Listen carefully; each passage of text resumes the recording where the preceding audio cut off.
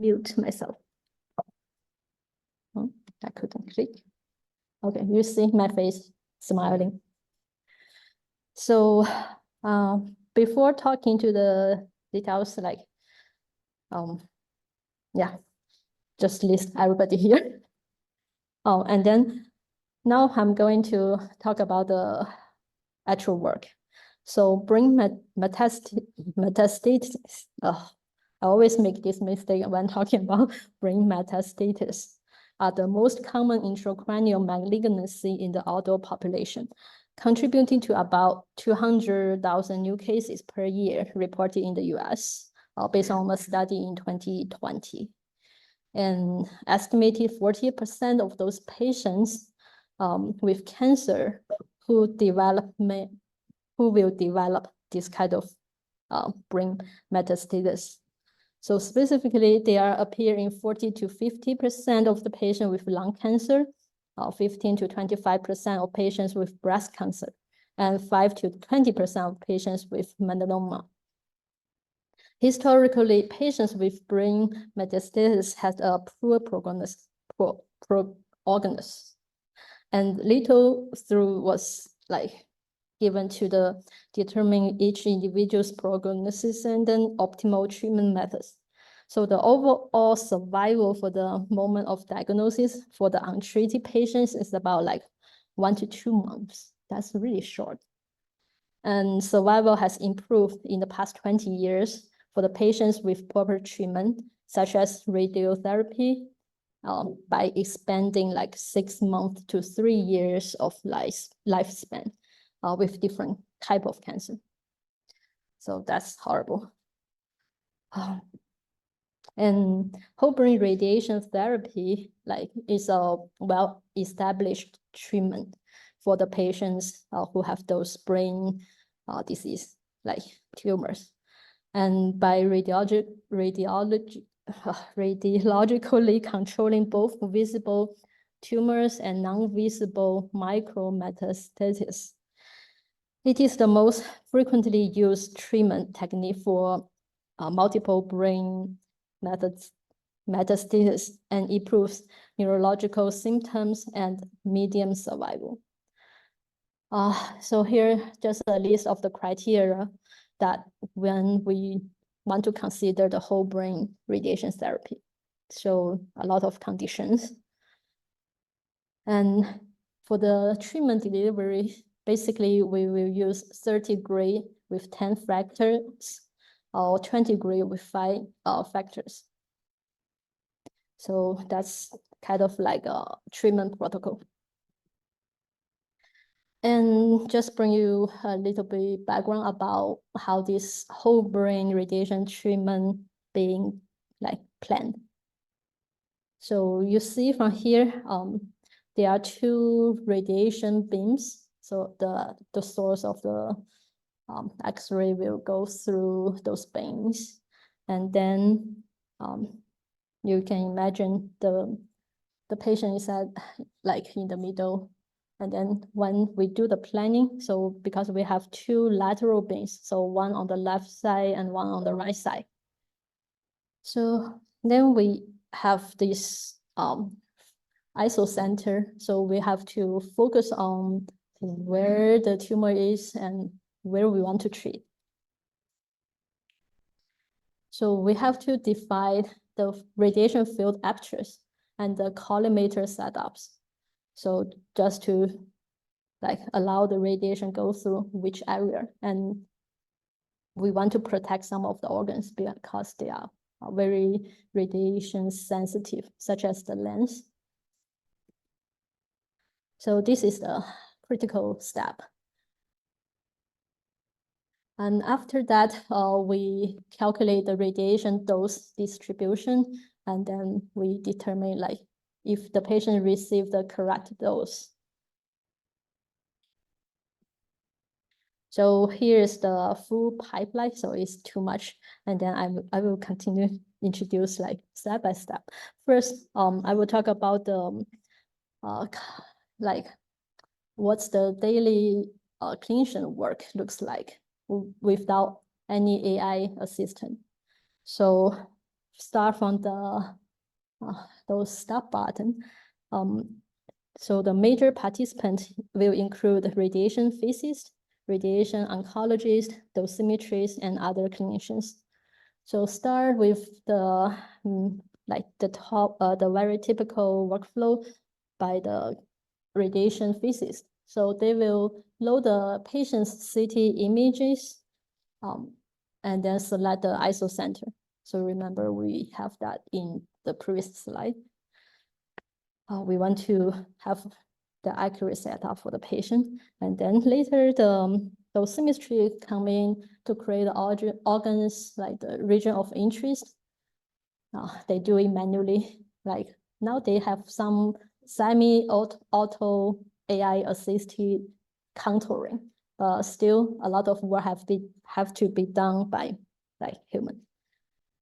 Then then it will continue with the radiation physicist. So to create a plan, edit the dose grid, add a beam, edit virtual draws, draw regions for MLC blocking, like a lot of physics setup for the machine. And create a post beam because 2 lateral beams. So, and then after that, they have to check the dose, like, before the dose. So they have to like repeat all of the steps, like if there's any,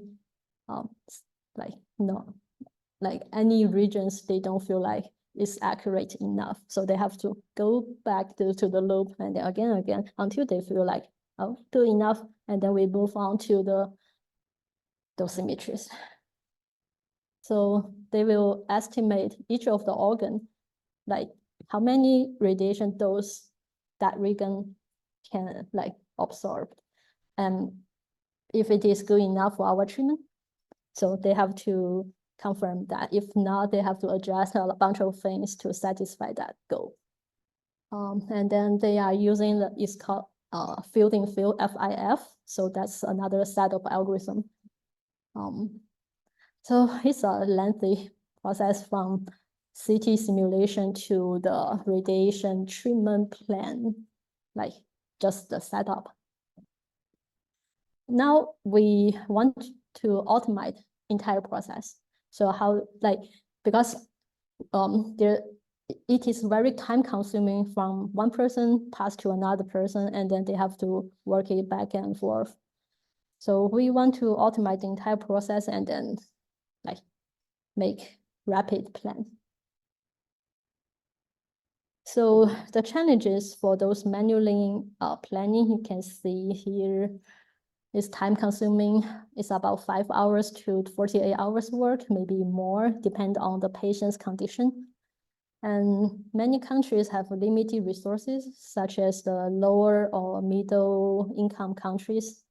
And they are lack of staff, lack of equipment, and then education and training takes years, like 10, 20 years. So rapid planning only takes around 10 minutes. So we can save a lot of resources there, like hundreds of millions of dollars.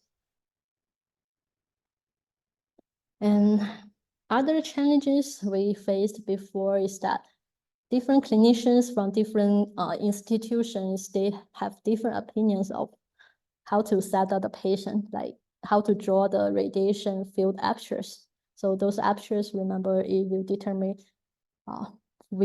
which set of organs we want to have the radiation go through, and some of the organs we want to protect.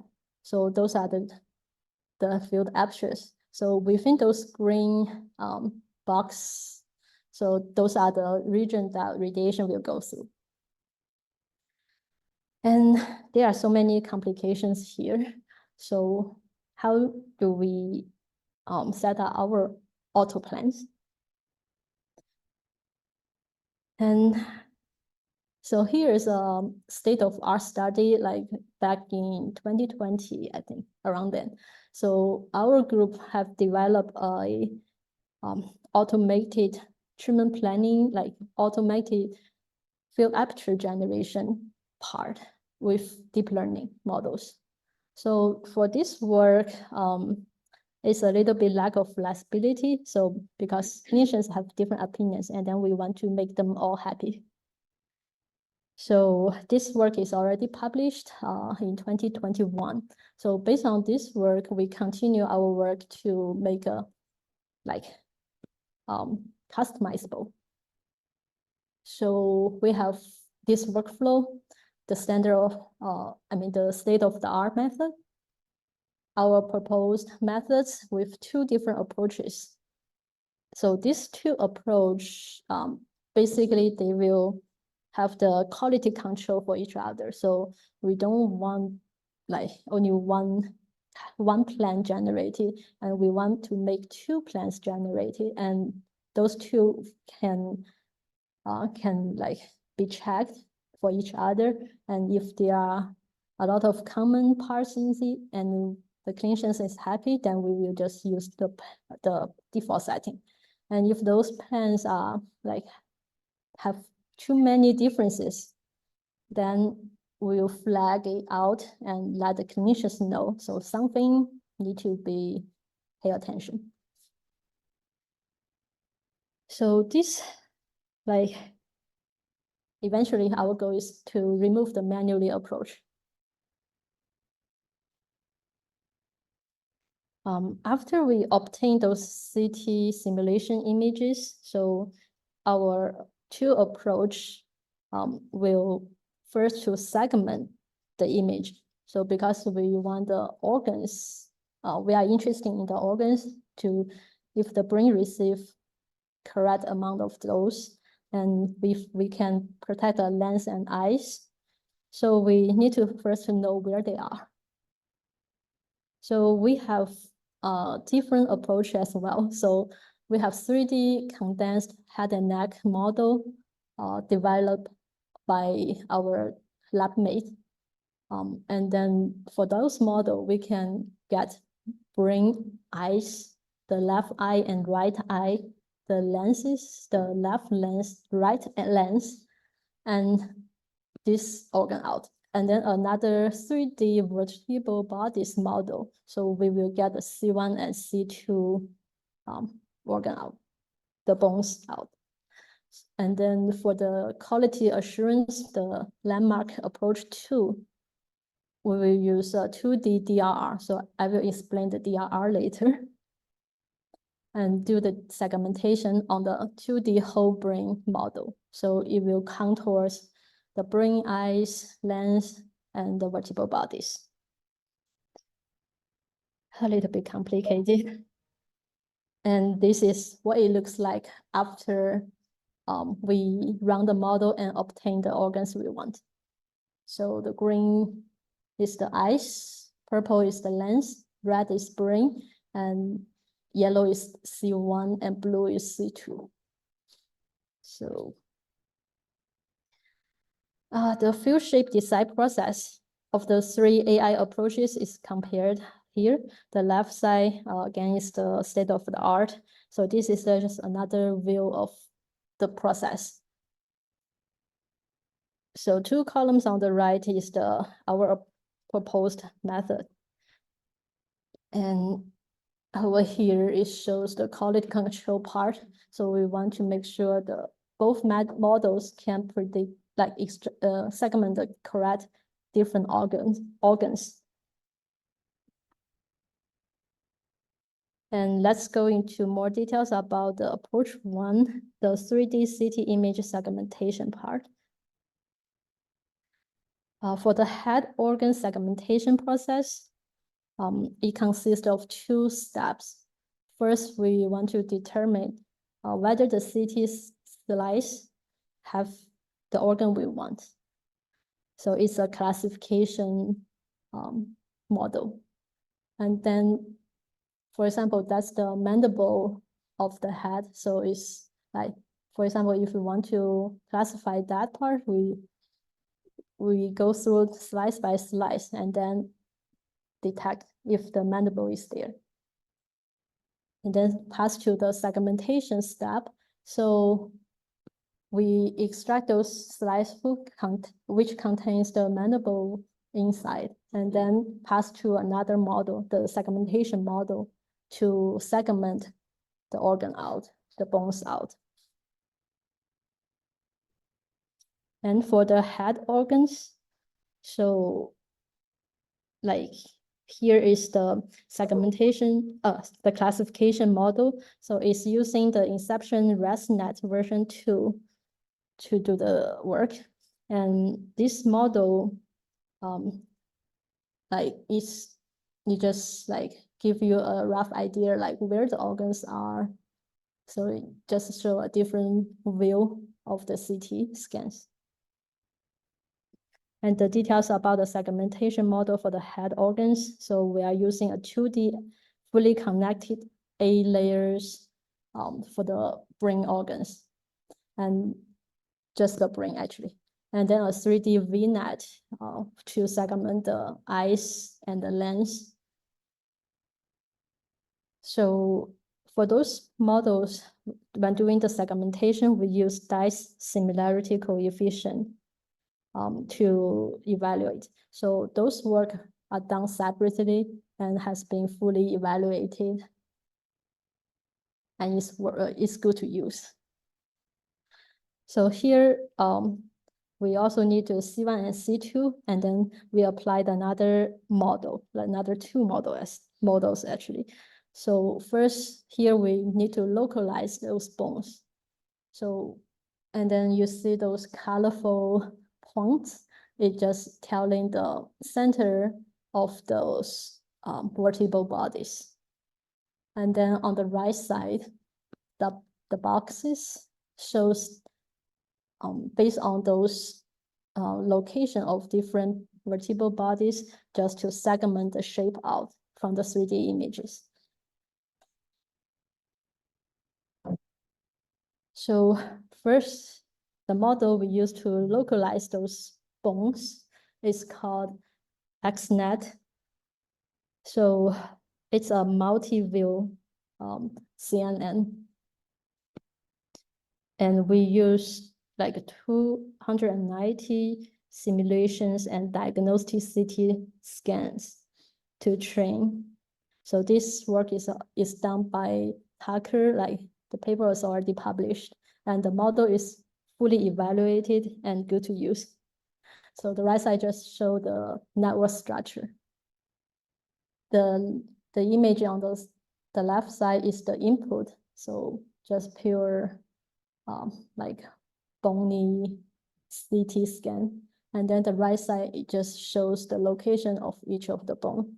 And then we have to segment each bone. So we use the UNet++ to do the work. So the whole process is very complicated. And here we use 220 diagnostic and simulation CT to do the work.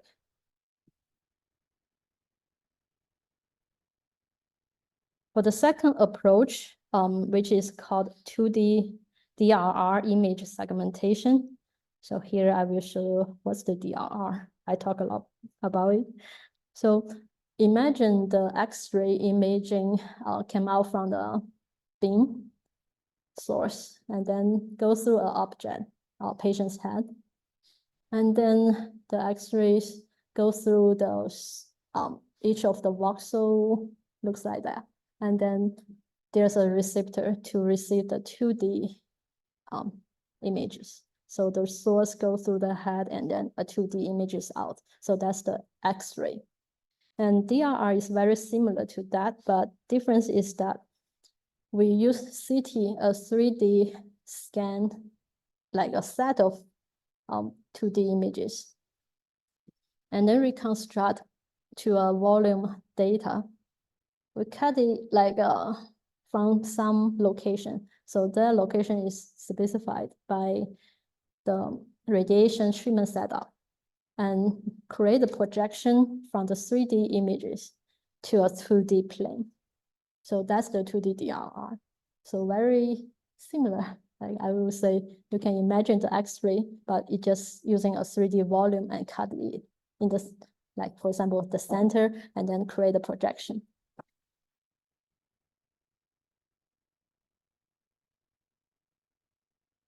So for here, the 2D DRR segmentation includes the brains, eyes, lens, C1 and C2, same as before.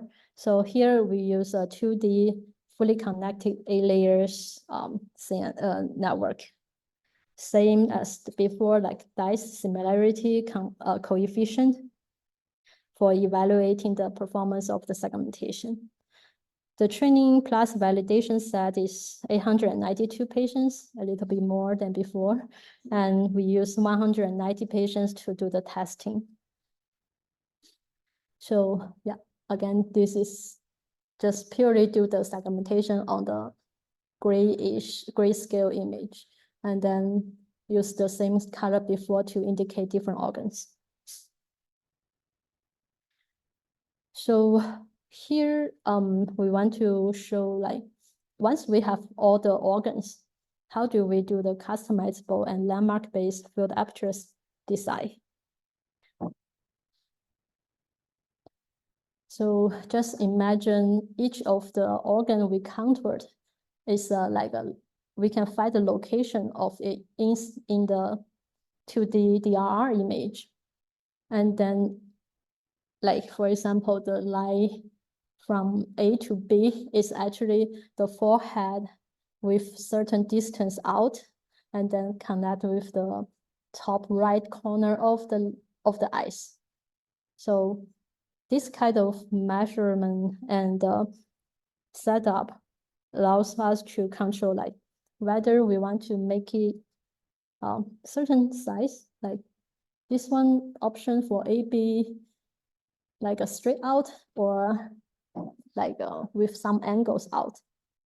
That's those based on the clinician's feedback. And another option for CD and DE, those lines. So CD is the eyes to the inner side of the brain. So it's kind of behind the mouth and nose. Option for vertebral bodies. So some of the clinicians want to include C1 only, and some of them, they prefer to include C2, depends on the patient's condition. And also the option for brain expand. So those two red lines, we want to include, like, expand a little bit more or expand a little bit less. So we can have that adjustment. And also the skin flash. So to determine the field aperture distance to the skin, like we want a further distance or short, like a less distance. And the options for the optos, like some of the patients have some conditions they need to treat the eyes as well. So we have to include that. And some of the patients, like they don't want to treat the eyes and lens, then we have to adjust it. Right? Those are based on the patient's condition.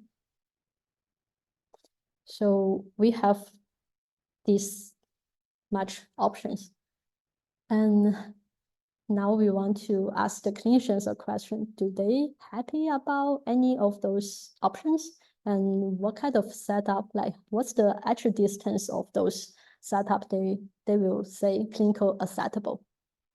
So those are, when we do the clinical review, we include the 7 radiation oncologists and 5 patients with brain metastases, 12 different field shapes based on different combinations of the one I showed previous slide, and ask them to rank the top 3 field shapes they prefer to use.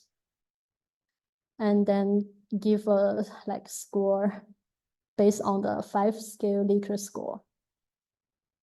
So, and here we just show the options, like different combinations.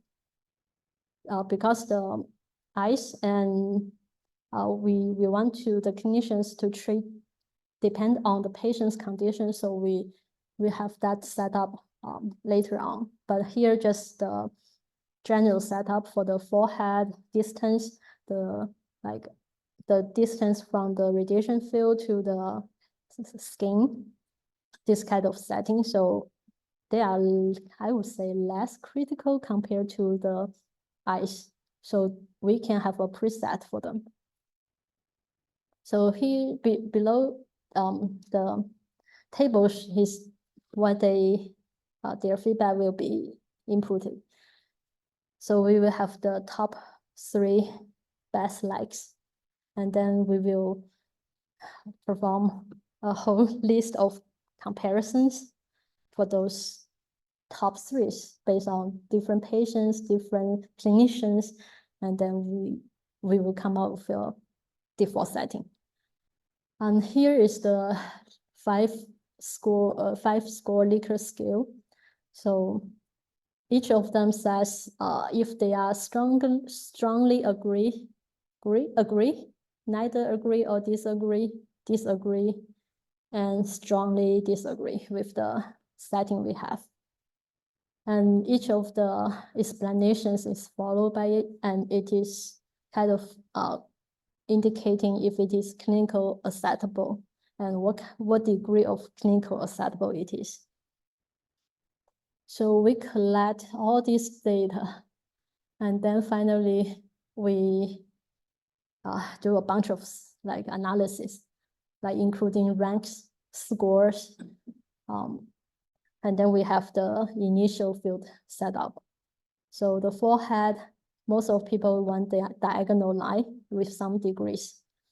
And people want to have the eyes to the vertebral bodies along with the brain expand, like the eyes and the almost ear, that region. So it's kind of curvy. And then the brain expand, they want 15 mm, and the skin flash is 15 mm. Okay, then they are happy. So we just keep this initial setup.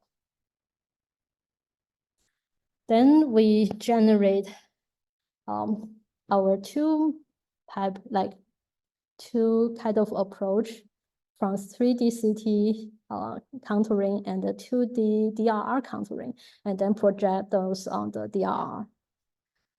And those contouring are kind of overlapped, most of them. And the radiation field, you can see the orange one, partially see that from the second image.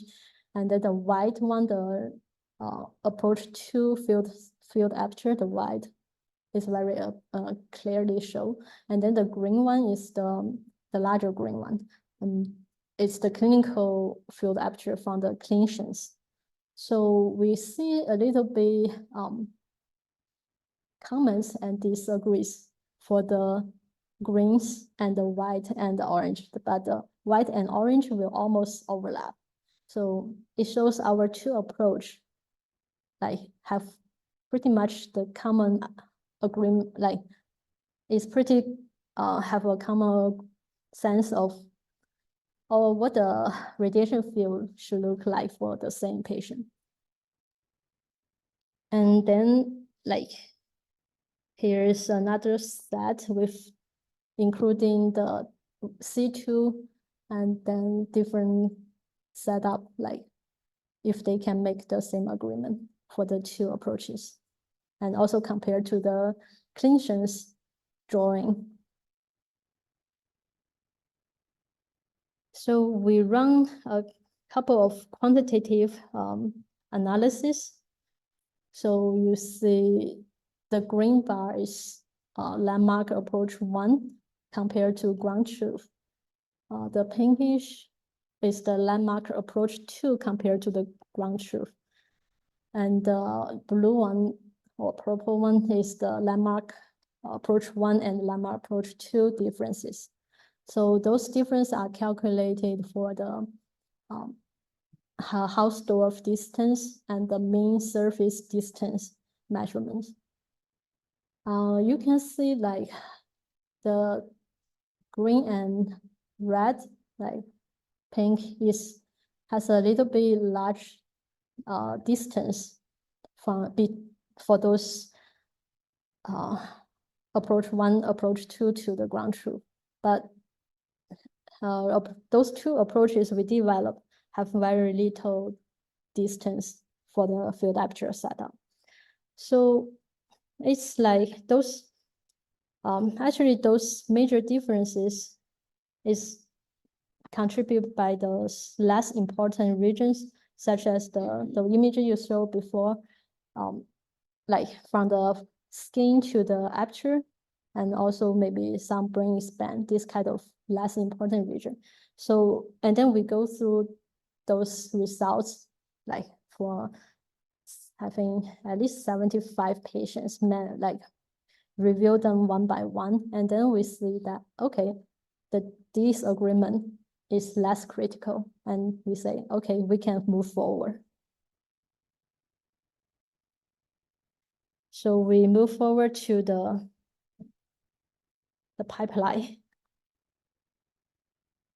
the entire end-to-end pipeline. So this approach 1 and approach 2, like 3D CT segmentation and 2D DRR segmentation contour and the projection will like be deployed on the radiation planning assistant. So it is a web-based system. So after integrated to RPA, the radiation planning assistant, we then generate detailed whole brain radiation treatment planning reports. So this is the user have to first to request this request to auto-generate by filling out the form on the left, and then upload the CT simulation images, like the 3D CT scans, to the system. And then after it's uploaded, we will show the ISO center where it is. Like we calculated the center of the center of the head or the tumor we want to treat, and then show to the user. So whether they will approve this ISO center location or not. If not, they can manually adjust it on the web. And then they have to answer a little like the rest two rows of questions by selecting if they want different type of treatment, like whether including the C1, C2, treat the eyes or not, and similar things to like those kind of questions, like very clinical related. So after they see that we generated 20 more pages, the plan report. So what they need to check, like first, again with the ISO center. So this is a PDF report. The field shape, what's the collimator looks like. So those blue lines indicating if those regions need to be blocked. The radiation dose distribution over different slices. Here just an example of the center of the brain. So they have to go through all the slices, like 120, I think 128 at least. So go through each of them and then to see the color of the region if it is covered by enough dose. And then they will see the dose volume histogram. So this is a criteria for dosimetries to approve, like if the organ received the correct dose. And then here shows like the target dose statistics to indicate like with numbers to indicate which organ is receiving how much of the dose, and with some different size of the organ, how much dose they will receive. Like based on the volumes. And then the one on the bottom left shows if it is meet those constraints, like organ at risk, those constraints. So this is another set of reviewing. So after we generated those clinical reports, and then we have a new, another set of review criteria, pretty much the same as when we defining the initial field apertures. So here we want to say if the clinicians are happy about the radiation dose report we generated.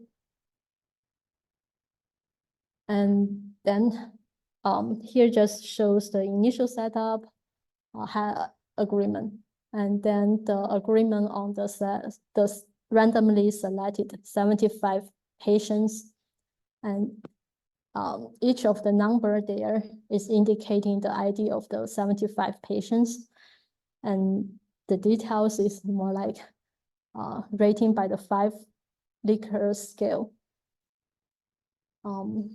So from this figure, we can see for which patient, which plan, they have like most agreement score and disagreements. And then based on this result, we can say, okay, we need to adjust our model again. So we have to go back to the entire process and then generate the results again.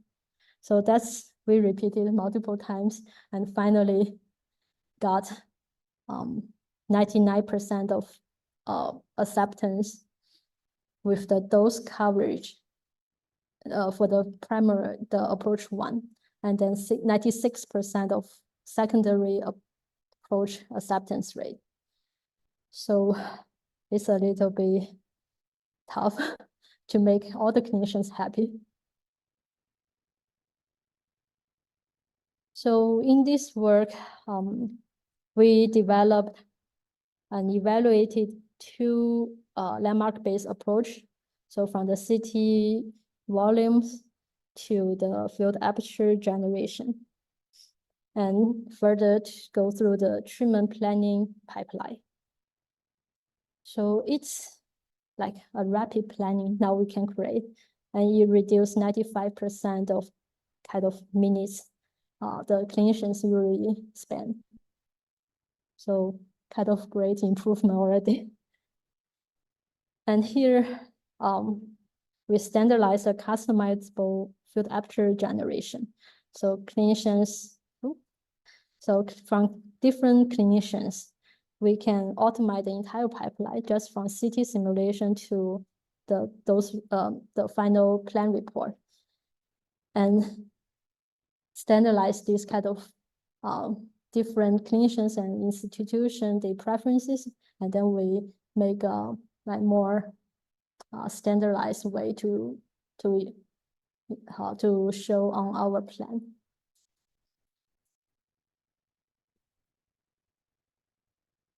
And here shows just a recap about the report checklist. And so we have, the initial clinical review, we got nearly past 100% pass rate after minor refinement. And then we got FDA approval in 2023, I think around November.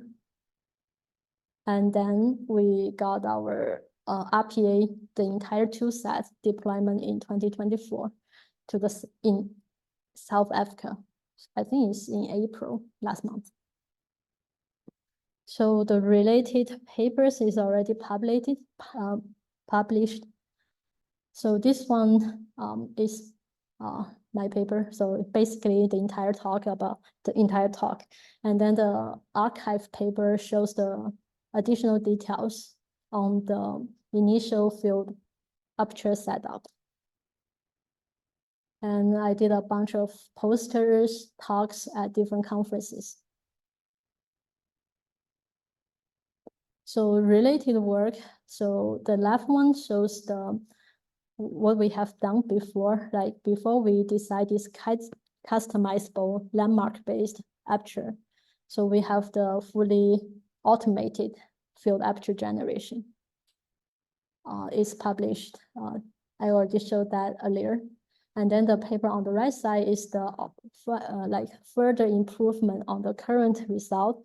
We include field-in field for the whole brain to reduce the hotspot. So the hotspot is very dangerous in the radiation treatment. So it means certain area of the organ, like for example, the brain, maybe the center of the brain, they receive too many radiation dose.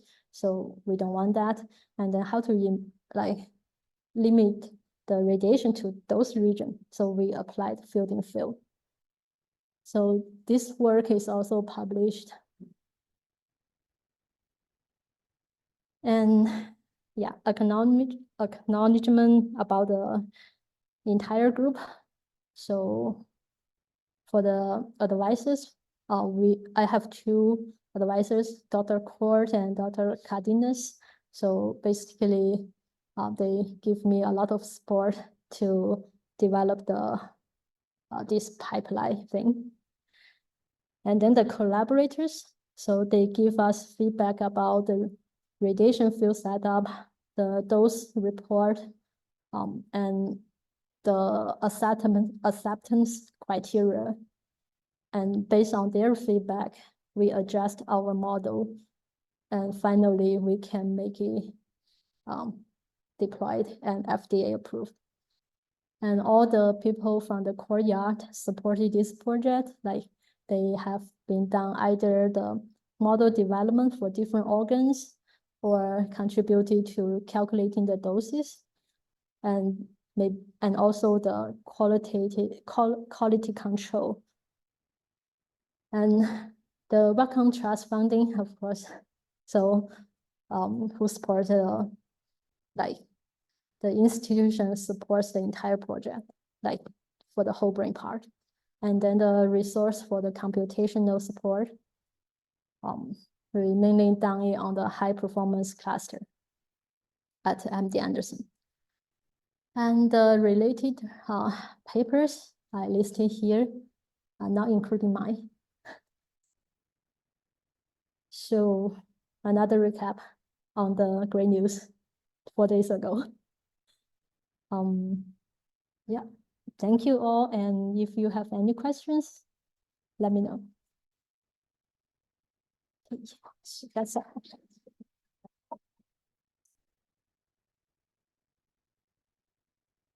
Yeah. Thank you for the people. I have many questions, but I try to shortlist the number. I see you design your model in 2 stages. First is classification, like going back to the early slide. The first is classification and segmentation. Yeah. Which you're trying to first identify if a specific, say, pathology or something exists in the image, and if yes, then segment. Yep. So why didn't you just go straight ahead of the segmentation approach? Why didn't you do classification? So it will be kind of computational costing. So yeah, so the 2 steps, because we already have those models already being validated, so they are straightforward to use. And then if just imagine you have maybe 1,000 patients come all together, each of them have a whole set, like hundreds or thousands images all together. So you want them to get the specific organ very quickly. So that's why we do the classification first, and then segment on top of those selected slices. And we train your model based on brand tools, I assume, right? Yes. And so those brand tools for like pixel level segmentation or image level annotation. So we have both actually. Like for the head, we have the pixel based segmentation, like labels, so manually done.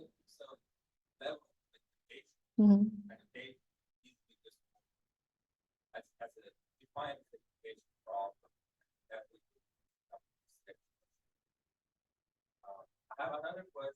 So you showed some numbers around that we call the training validation test data set. I think it was after this. After this. Yeah, you showed some numbers.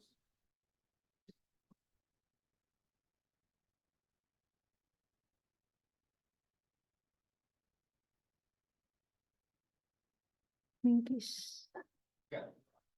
So This one. From cross validation here on this. So no, so because we have two approaches and then we can cross-validate each other. Yeah, but for the data set itself, we don't have the cross-validation. Yeah.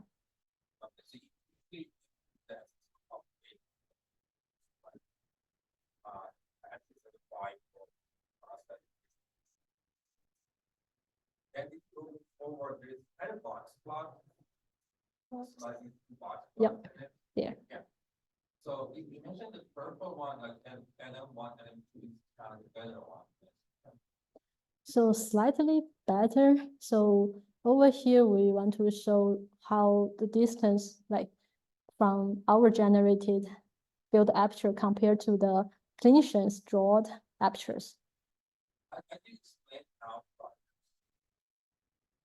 Yeah, we do have some of those outliers. Sounds like compression, there is probably some bias, they have some outliers. So the outliers, I don't know if I included some example here. So when we go through those outliers, it's basically because of the clinicians when they draw their field apertures, those green lines, they draw very close to the brain. So that's why you have so many, like a large distance from the generative one. The generative one is a very straight line, and then those ones are around the head. So those may cause a lot of distance you see, and then those are the outliers. I think I have one here. Okay, so maybe the second one from the second line. So those kind of ground truth will cause the problem.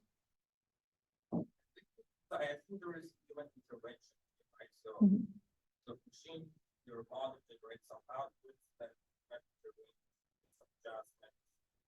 It goes back to the machine thing, or so the machine generates something. So these are the development steps.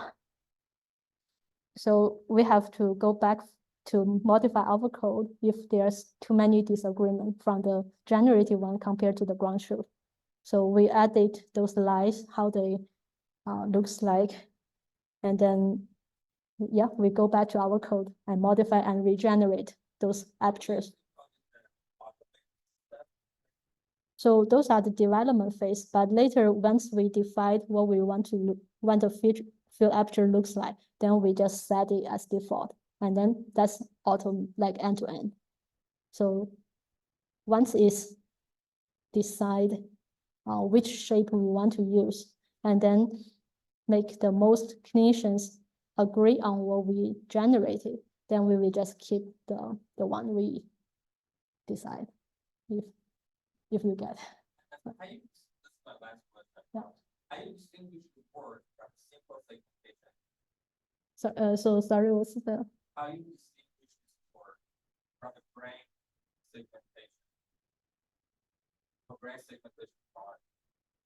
Like, so we just apply some of the models at that time, and then if we have more advanced models for the brain, we can adapt to those, but we have to go through again from the model evaluation, the plan evaluation, all the process again. So if you want to do updates.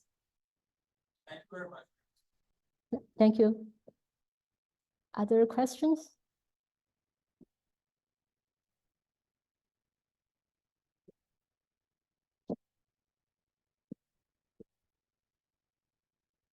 There's no other questions with Dr. Gell or Dr. Potts. Okay. Thank you. Yeah, thank you. Very nice.